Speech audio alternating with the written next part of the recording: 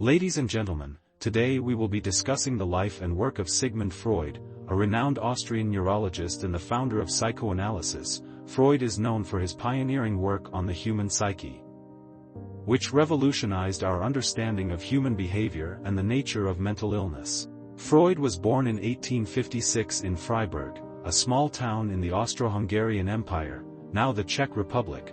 He received his medical degree in 1881 from the University of Vienna and went on to specialize in neurology. After completing his studies, he worked as a physician in Vienna, where he developed an interest in the treatment of mental disorders. In the late 19th century, Freud began exploring the field of psychology, which was then in its infancy. He began to develop a theory of the mind that centered on the role of unconscious thoughts and desires in shaping behavior. This theory would eventually become the basis of psychoanalysis, a form of psychotherapy that seeks to uncover unconscious thoughts and feelings as a means of treating mental illness. Freud's most famous work is his book, The Interpretation of Dreams, which was published in 1899.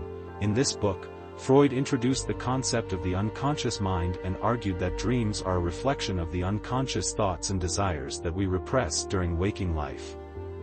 He believed that by interpreting dreams, we could gain insight into our deepest fears, desires, and conflicts. Freud's theory of the mind also included the idea of the ID, ego, and superego. The ID represents our primitive, unconscious desires, while the ego is the rational, conscious part of the mind that mediates between the ID and the external world. The superego represents our internalized sense of morality and social norms. Freud argued that mental illness often results from conflicts between these three parts of the mind. Freud's work had a profound impact on psychology and psychiatry, and it remains influential to this day.